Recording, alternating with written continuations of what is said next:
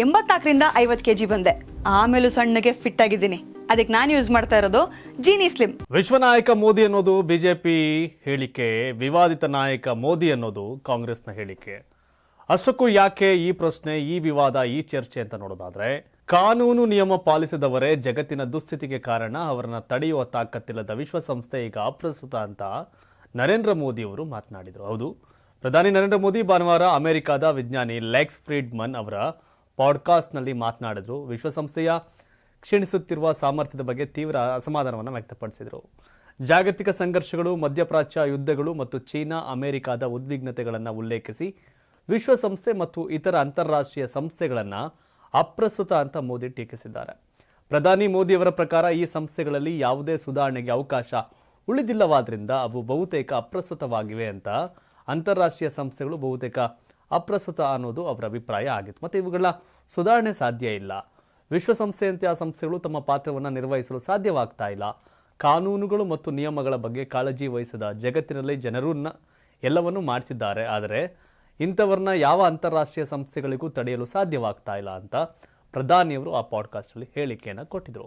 ಇನ್ನು ಮೋದಿಯವರ ಈ ಪಾಡ್ಕಾಸ್ಟ್ ಸಂಬಂಧಪಟ್ಟಂತೆ, ಈ ಹೇಳಿಕೆಗಳ ಸಂಬಂಧಪಟ್ಟಂತೆ ಕಾಂಗ್ರೆಸ್ ಪ್ರತಿಕ್ರಿಯೆಯನ್ನು ಕೊಟ್ಟಿದೆ. ಮೋದಿ ಇತ್ತೀಚೆಗೆ ಟ್ರಂಪ್ ಅವರನ್ನ ಫಾಲೋ ಮಾಡ್ತಿದ್ದಾರೆ, ಎಷ್ಟಾದರೂ ಅವರ ಫ್ರೆಂಡ್ ಅಲ್ಲವೇ ಅನ್ನೋದು ಕಾಂಗ್ರೆಸ್ನ ಟೀಕೆ. ಹೌದು, ಜಾಗತಿಕ ಸಂಸ್ಥೆಗಳ ಅಂದರೆ ವಿಶ್ವಸಂಸ್ಥೆ ಸೇರಿದಂತೆ ಜಾಗತಿಕ ಸಂಸ್ಥೆಗಳ ಕುರಿತು ಪಾಡ್ಕಾಸ್ಟ್ನಲ್ಲಿ ಪ್ರಧಾನಿ ನರೇಂದ್ರ ಮೋದಿ ಅವರು ನೀಡಿದ ಹೇಳಿಕೆಯನ್ನು ತೀವ್ರವಾಗಿ ಕಾಂಗ್ರೆಸ್ ಟೀಕಿಸಿದೆ.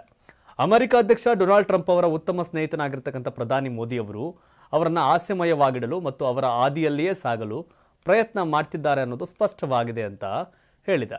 ಅಮೆರಿಕದ ಪಾಡ್ಕಾಸ್ಟರ್ ಮತ್ತು ಕಂಪ್ಯೂಟರ್ ವಿಜ್ಞಾನಿ ಲೆಕ್ಸ್ ಫ್ರೀಡ್ಮನ್ ಅವರೊಂದಿಗಿನ ಸಂವಾದದಲ್ಲಿ ಜಾಗತಿಕ ಉಪಕ್ರಮಗಳನ್ನು ಮುಂದಕ್ಕೆ ಕರೆದೊಯ್ಯಲು ಸಿಂಕ್ರನೈಸೇಷನ್ ಮತ್ತು ಸಹಯೋಗದ ಅಗತ್ಯವನ್ನು ಮೋದಿ ಒತ್ತಿ ಹೇಳಿದರು.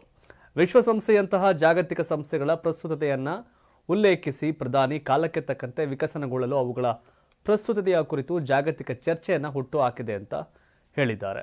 ಒಟ್ಟಾರೆಯಾಗಿ ಕಾಂಗ್ರೆಸ್ ನರೇಂದ್ರ ಮೋದಿಯವರ ಈ ಒಂದು ಹೇಳಿಕೆಗಳ ಬಗ್ಗೆ ಆಕ್ಷೇಪವನ್ನು ಎತ್ತಿದೆ.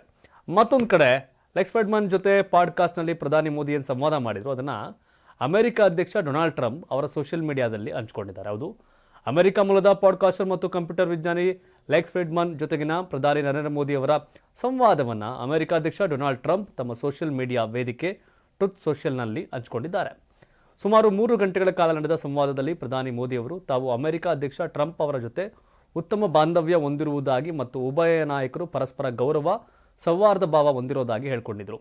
ಇಂದಿನ ಜೋ ಬೈಡನ್ ಸರ್ಕಾರದ ಅವಧಿಯಲ್ಲಿ ಕೂಡ ತಮ್ಮ ಮತ್ತು ಟ್ರಂಪ್ ನಡುವಿನ ನಂಬಿಕೆ ಕಡಿಮೆಯಾಗಿರಲಿಲ್ಲ ಅಂತ ಮೋದಿ ಹೇಳಿದರು.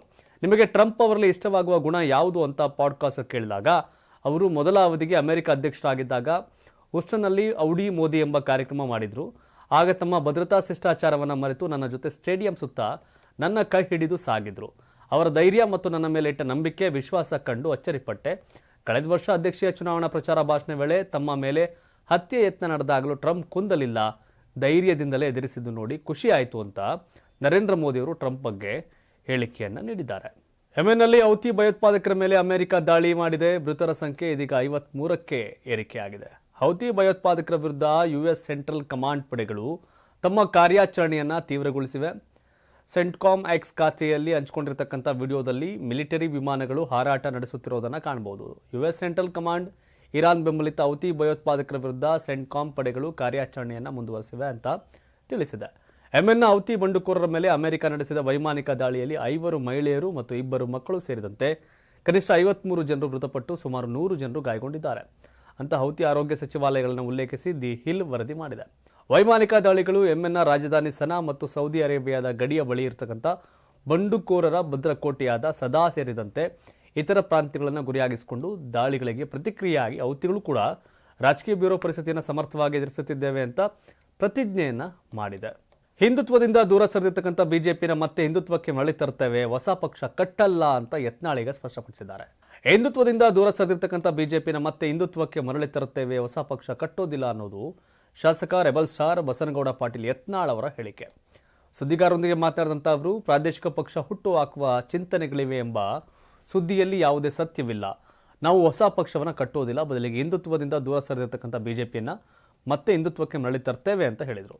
ಮಧ್ಯಪ್ರದೇಶ, ದೆಹಲಿ, ಅಸ್ಸಾಂ, ಮಹಾರಾಷ್ಟ್ರ, ರಾಜಸ್ಥಾನ, ಗುಜರಾತ್ ಸೇರಿದಂತೆ ಎಲ್ಲ ರಾಜ್ಯಗಳಲ್ಲೂ ಬಿಜೆಪಿ ಹಿಂದುತ್ವದ ಆಧಾರದ ಮೇಲೆ ಅಧಿಕಾರಕ್ಕೆ ಬಂದಿದೆ. ಮುಂದೆ ಕರ್ನಾಟಕದಲ್ಲೂ ಬಿಜೆಪಿ ಹಿಂದುತ್ವದ ಆಧಾರದ ಮೇಲೆ ಅಧಿಕಾರಕ್ಕೆ ಬರಲಿದೆ. ಹಿಂದುತ್ವದ ಪರ ಗಟ್ಟಿಯಾಗಿ ಮಾತನಾಡುವ ನಾಯಕರನ್ನ ಪಕ್ಷ ಗುರುತಿಸಬೇಕಿದೆ ಅಂತ ತಿಳಿಸಿದರು. ನಮಗೆ ಪ್ರಧಾನಿ ಮೋದಿ ಬಿಜೆಪಿ ಮೇಲೆ ವಿಶ್ವಾಸ ಇದೆಯೇ ಹೊರತು ಯಡಿಯೂರಪ್ಪ ವಿಜಯೇಂದ್ರ ಮೇಲೆ ಅಲ್ಲ. ಯತ್ನಾಳ್ ಏನು ವಿಜಯೇಂದ್ರ ಏನು ಎಂಬುದು ಮೇಲಿನವರಿಗೆ ಗೊತ್ತಾಗಿದೆ. ಯತ್ನಾಳ್ನನ್ನ ಹೊರ ಹಾಕಲು ಆಗೋದಿಲ್ಲ ಎಂಬುದು ವಿಜಯೇಂದ್ರ ಬಣದವರಿಗೆ ಗೊತ್ತಾಗಿದೆ. ಮುಂದೆ ಯತ್ನಾಳ್ ಬಿಜೆಪಿ ರಾಜ್ಯ ಅಧ್ಯಕ್ಷ ಆದರೆ ಕಷ್ಟವಾಗುತ್ತದೆ ಎಂಬ ಕಾರಣಕ್ಕೆ ರೇಣುಕಾಚಾರ್ಯ ಅವರು ನನ್ನ ಬಗ್ಗೆ ಮೃದುವಾಗಿದ್ದಾರೆ ಅಂತ ಲೇವಡಿಯನ್ನ ಮಾಡಿದ್ರು. 84ರಿಂದ 50 kg ಬಂದೆ, ಆಮೇಲೂ ಸಣ್ಣಗೆ ಫಿಟ್ ಆಗಿದ್ದೀನಿ. ಅದಕ್ಕೆ ನಾನು ಯೂಸ್ ಮಾಡ್ತಾ ಇರೋದು ಜೀನಿ ಸ್ಲಿಮ್. ಸಣ್ಣ ಆಗಕ್ಕೆ ಜೀನಿ ಸ್ಲಿಮ್ ಯೂಸ್ ಮಾಡದೆ ಹೆಲ್ದಿನೂ ಅದೇ. ನೀವು ಸಣ್ಣ ಆಗ್ಬೇಕಾ, ಹೆಲ್ದಿ ಆಗ್ಬೇಕಾ? ಹಾಗಿದ್ರೆ ಜೀನಿ ಸ್ಲಿಮ್ ಯೂಸ್ ಮಾಡಿ. ಸಣ್ಣ ಆಗೋದಕ್ಕೆ ಯಾವುದೋ ಪ್ರಾಡಕ್ಟ್ ಹೇಳ್ತಾ ಇದ್ದಾಳೆ, ಏನಾದರೂ ಸೈಡ್ ಎಫೆಕ್ಟ್ಸ್ ಇದೆ ಅಂತ ಯೋಚನೆ ಮಾಡ್ತಾ ಇದ್ದೀರಾ? ಖಂಡಿತ ಇಲ್ಲ, ಯಾಕಂದ್ರೆ ಇದು ಕೆಮಿಕಲ್ ಫ್ರೀ. ಸಣ್ಣ ಆಗಬೇಕು ಅಂದರೆ ಜೀನಿ ಸ್ಲಿಮ್ ಯೂಸ್ ಮಾಡಿ. ಹೆಚ್ಚಿನ ಮಾಹಿತಿಗೆ ಕೆಳಗೆ ಡಿಸ್ಪ್ಲೇ ಆಗ್ತಿರೋ ನಂಬರ್ಗೆ ಕಾಲ್ ಮಾಡಿ.